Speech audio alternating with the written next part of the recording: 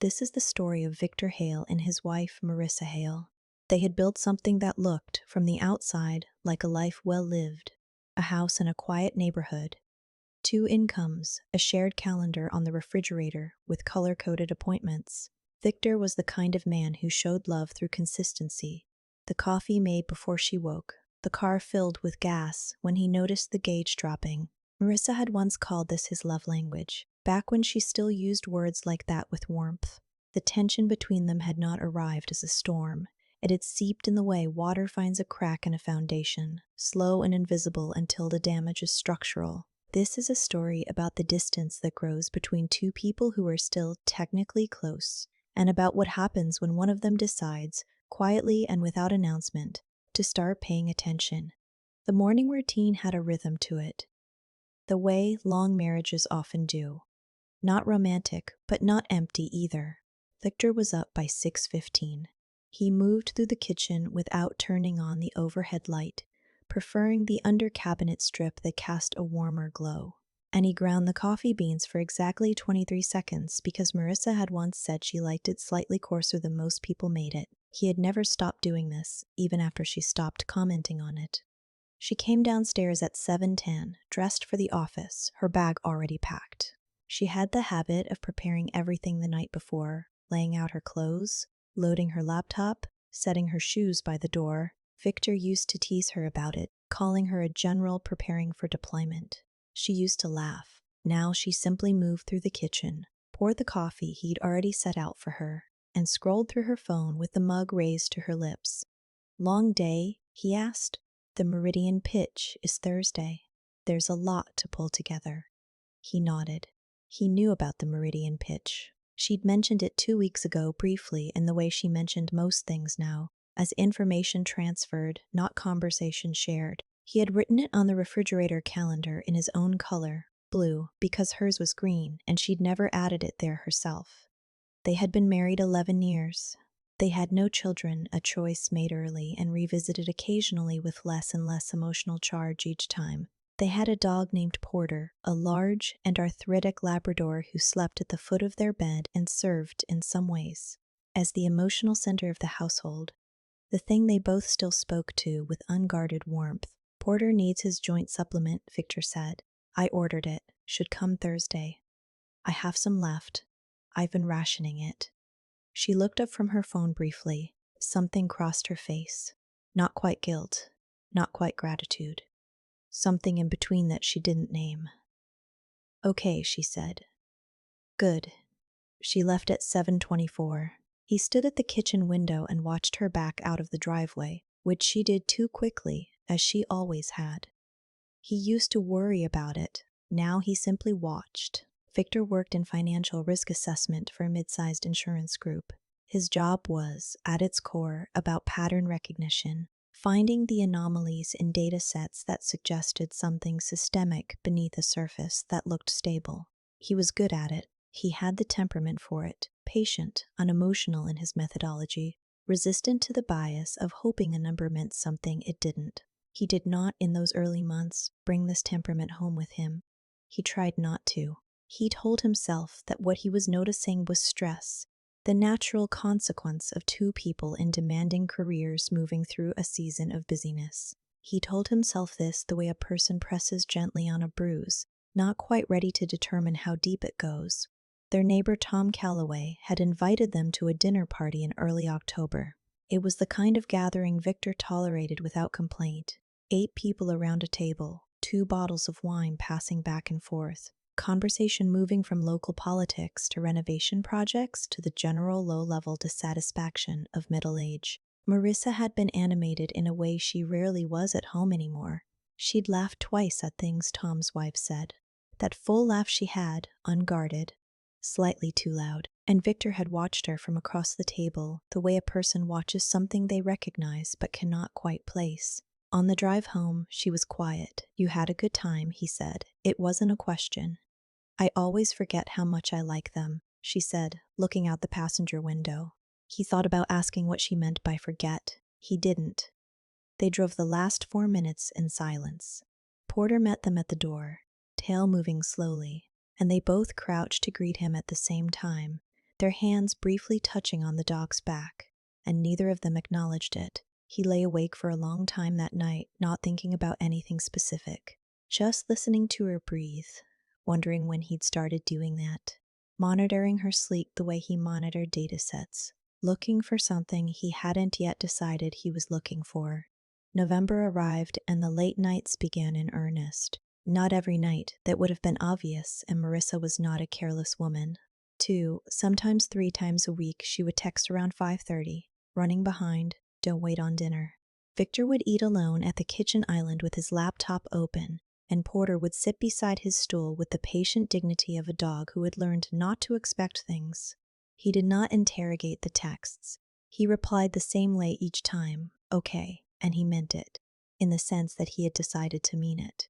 He was not, by nature, a jealous man. Jealousy required a certain kind of ego investment, the belief that one's own worth was contingent on another person's loyalty, and Victor had never been built that way. What he felt was something slower and less legible than jealousy. It was closer to observation. He noticed, for instance, that her phone had migrated from the shared charging station on the kitchen counter to her nightstand. He noticed that she had changed her passcode, which he only knew because he'd absent-mindedly used the old one once when she'd asked him to check a text while she was driving. He noticed that she had started wearing perfume on days she worked from home. He noticed all of this the way he noticed things at work, without immediate conclusion. Data points required context. Patterns required time. His colleague at the firm, a woman named Ellen Marsh, had mentioned once that he was the only person she'd ever met who was genuinely untroubled by uncertainty. He'd thought about that phrase for days afterward. It wasn't entirely accurate. He was troubled by uncertainty. He had simply learned to sit inside it without being governed by it. He and Marissa still shared a bed. This felt important to him, though he couldn't have articulated why. She would come home, eat whatever she picked up, shower, and be asleep by 10:30. He would read. Sometimes she asked about his day in the tone of someone completing a form, and he answered in kind, and they both understood that this was maintenance rather than intimacy, though neither of them said so. One evening in late November, she came home later than usual, just past 9. He was still at the island with a glass of wine and a contract document he'd been reviewing. She dropped her bag by the door, kicked off her heels, and walked to the refrigerator. "There's soup," he said. "I left it on the stove. Low heat." She turned and looked at him. Something in her expression shifted. Not softened exactly, but adjusted, like a person recalibrating. "You didn't have to do that," she said. "I know." She ladled the soup into a bowl and sat across the island from him. For several minutes, neither of them spoke. Porter settled under her stool, a warm and indifferent weight against her feet. "Do you think we're okay?" she asked. He looked up from the contract. "What does okay mean to you?" She turned the spoon slowly in the bowl. "I don't know. Like, functioning, not falling apart." "We're functioning," he said. She nodded, but there was something in her face he couldn't quite read. Something that looked like disappointment at his answer, which confused him, because she hadn't asked for more than that. "Victor." She set the spoon down. "I feel like you're somewhere else lately, like you're physically here, but—" "I'm here," he said. "You're quiet. I've always been quiet. Not like this." She looked at him steadily. "Not like you're watching me." He held her gaze. He thought of several things he could say. He chose none of them. "Maybe like this story," he said, quietly and slightly strangely.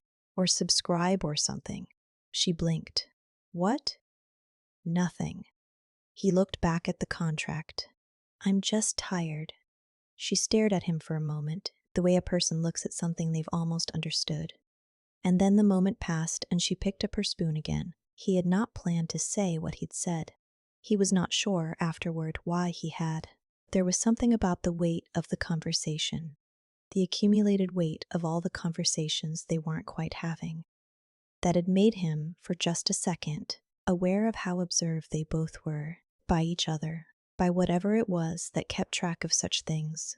He didn't say anything else unusual that night. He finished the contract. She finished the soup. They went to bed. He had, by this point, been running the expense audit for 6 weeks. It had begun without a decision. That was how he would have described it if he'd ever described it to anyone. He managed their shared accounts, had always managed them, because Marissa disliked the administrative texture of finances. She handed him her expense reports for the shared account at the end of each month, and he reconciled them, and she trusted him to do this, the way she trusted him to fill the gas and grind the coffee. What he had begun doing was something slightly different. He had begun keeping a parallel document. Dates, amounts, locations derived from merchant codes, cross-referenced against what she told him and what he'd observed. It was not surveillance, he told himself. It was pattern recognition. The distinction felt genuine to him, though he understood that it might not to others. What the document was beginning to show him was a pattern, not a dramatic one, a quiet one, the kind that only becomes visible when you're willing to look at it cumulatively. December came cold and spare. They had skipped the tree that year by mutual unspoken agreement. Neither of them suggested it, and so it simply didn't happen. There was a wreath on the door that Marissa had bought from a neighbor's fundraiser in October, and that was the extent of it. Victor had put up the small string of lights along the kitchen window, the ones they'd had since the 3rd year of their marriage, because he liked them and because some things continued even when other things didn't. She came home on a Friday evening to find him at the dining table. Not the kitchen island, the dining table, which they rarely used except for guests. He had his laptop open and a printed document beside it, several pages, the edges aligned with the care of someone who had arranged them deliberately. He didn't look up when she came in. "Can you sit down?" The evenness of his voice made her pause. Marissa was attuned to tone. She had grown up in a house where volume was the primary instrument of feeling, and she had learned early to read the quieter registers with precision. She heard something in his voice that was not anger. She put her bag down slowly and sat across from him. "Victor, what?" "I want to ask you something," he said. "And I want you to know that I'm not asking because I'm hoping for a particular answer. I'm asking because I'm done, not asking." She folded her hands on the table. She did not speak. "The Meridian pitch was in October," he said. "It landed well. You mentioned it finished ahead of schedule." He looked at the document. "On November 3rd, you billed the shared account for dinner at Alcove. That's downtown, near the Meridian client's office. You told me you were working late." He turned a page. "November 9th, parking at the West Haven Hotel. You were home by 9:30 and told me you'd been at Clara's." He looked up. Clara was in Phoenix that week. She posted about it. The silence between them was dense and specific. Not the silence of two people with nothing to say, but the silence of one person calculating and another person waiting. "November 17th, he continued without inflection. "Room service charge, hotel code matches the West Haven again. Same account. You came home at 11:15. I heard you come in. I didn't say anything." He closed the laptop. "There are 14 entries between October and now. I'm not going to list all of them." Marissa had not moved. Her face had done something complex, not collapsed, not hardened. Layered over, the way a person looks when they've been caught, not in the act, but in the long accumulation of acts, which is a different and more exposing thing. "You audited me," she said finally. "I manage the accounts," he said. "I've always managed the accounts. You audited me. I noticed things. I documented them." He leaned back slightly. "I want to be honest about the difference."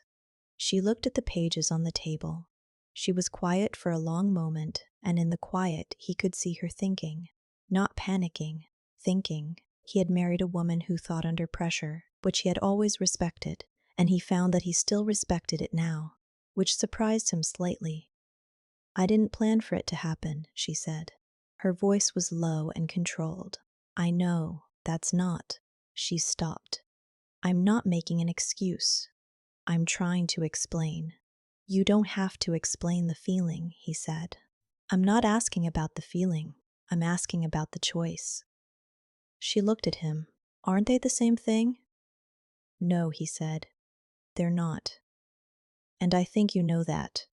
She was quiet again. She pressed her fingers flat against the table. a gesture he recognized as something she did when she was trying to anchor herself. "What do you want?" she asked. He had thought about this for weeks. He had not actually arrived at a clean answer. What he had arrived at was a structure. "I want honesty now," he said. "If you want to try to repair this, I need to understand what I'm actually working with, the full picture." He paused. "The alternative is that we proceed through lawyers. I have everything documented. It's clean. The accounts were structured jointly for a reason, and there are legal implications to what I can demonstrate." He said this without menace. He said it the way he would explain a contractual clause to a client, clearly without embellishment. "It would be public, and it would be protracted, and I don't think either of us wants that." "You're giving me an ultimatum," she said. "I'm giving you a choice," he said. "There's a difference?" She looked at him, really looked at him, the way she hadn't in months, and he held it without flinching. He was not angry. He had moved through anger quietly on his own weeks ago in the way he moved through most things, alone and methodically and without ceremony. "I don't know how to do this," she said quietly. "I know," he said. "Neither do I." By February, they were occupying the house in separate weather systems. They had not separated legally. They had not, in fact, made any formal announcement of any kind. What had happened instead was a reorganization of space, subtle, deniable, the kind that could be described to a mutual friend as just a rough patch without technically lying. Victor slept in the house. Marissa slept in the house. They were courteous in the kitchen in the morning. Porter continued to move between them with the unembarrassed loyalty of a creature for whom love was not complicated by memory. Marissa had told Clara. She'd told her carefully over the phone with a version that was not quite fabricated but selectively framed. In this version, Victor had become cold and controlling, had monitored her without cause, had met her attempted honesty with legal threats. Clara had responded with appropriate sympathy, and Marissa had accepted it, and then, afterward, felt hollow in a way she hadn't anticipated. She was not a dishonest person, as a general rule. This was perhaps the thing she was finding hardest to sit with. She had always thought of herself as someone who acted from feeling, not recklessness, but genuine feeling. And she had built a private justification around that belief, the idea that what had happened with the other man was a symptom of something broken in the marriage rather than something she had chosen. The trouble was that Victor's document had removed the architecture of that justification. He had laid out in financial codes and timestamps a record of choices, not feelings.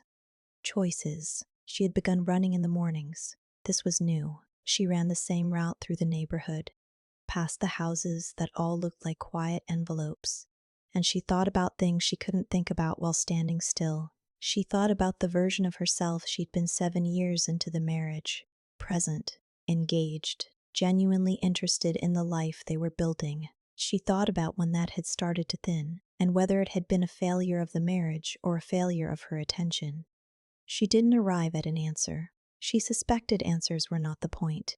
Victor, for his part, had begun going to the office earlier than usual. His manager had commented on it, not unkindly, and he'd said he was working on a complex liability analysis, which was true but not complete. He liked the building in the early morning.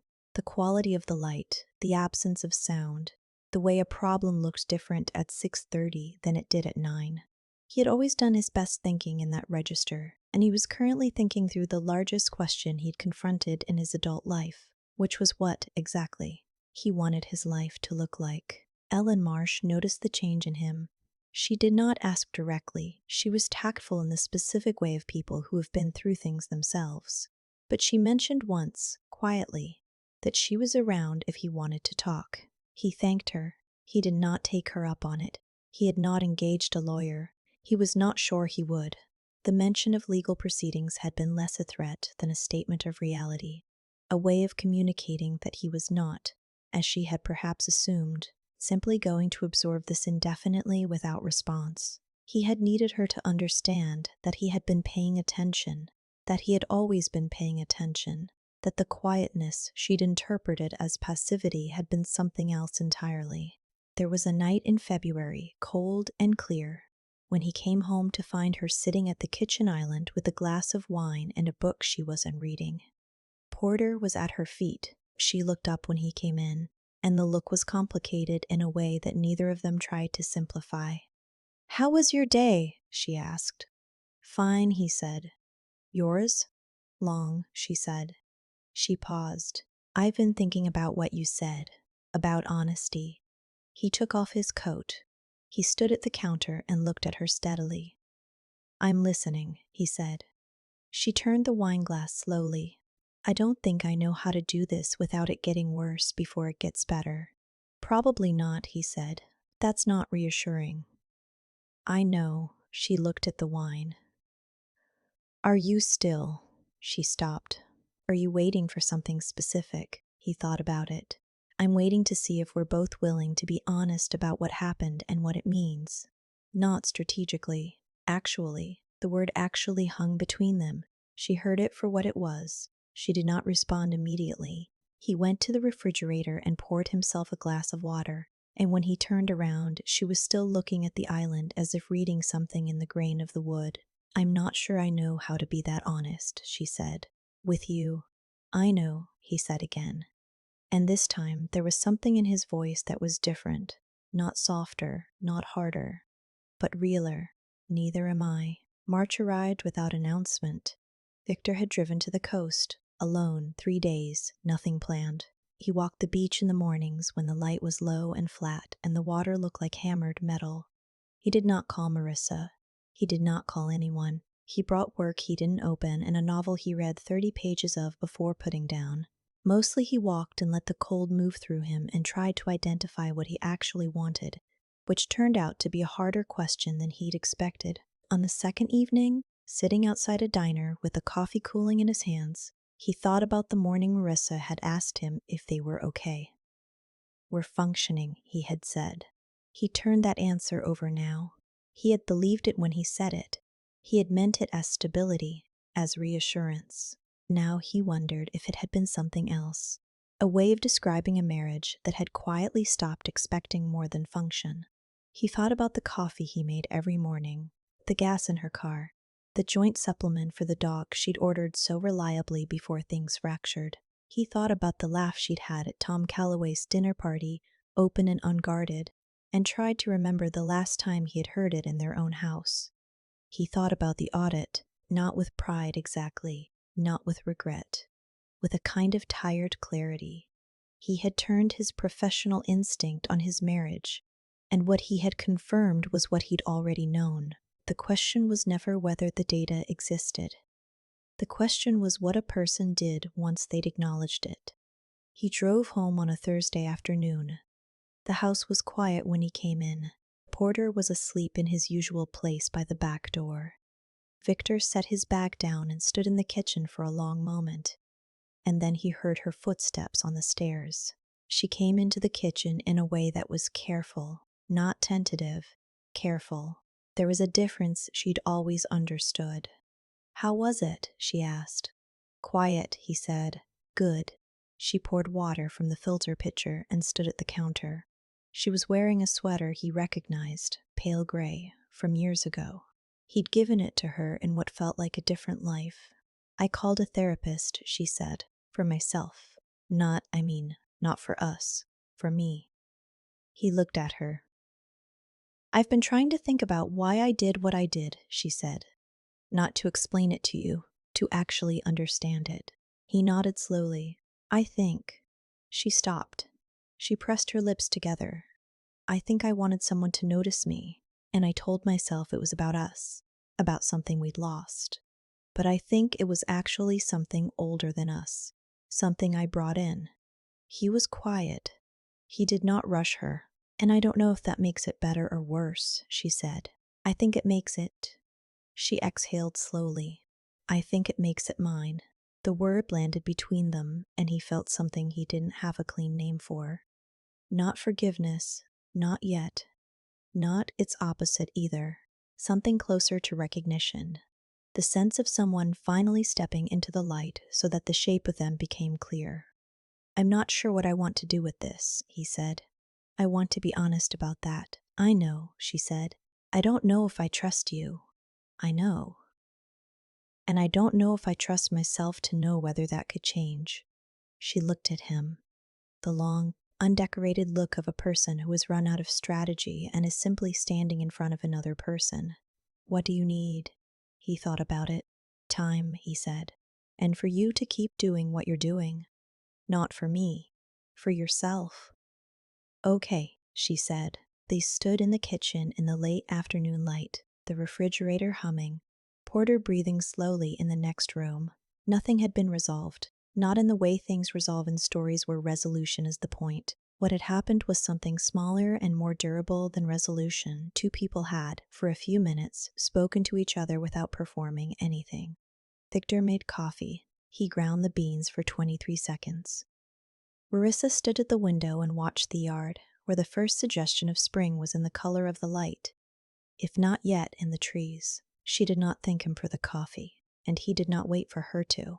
He set the mug beside her on the counter and went to sit with Porter, who opened one eye and then closed it again, satisfied with the information. The house was quiet. Outside, somewhere down the street, a child was calling for something, and then was not. They did not speak again for the rest of the evening.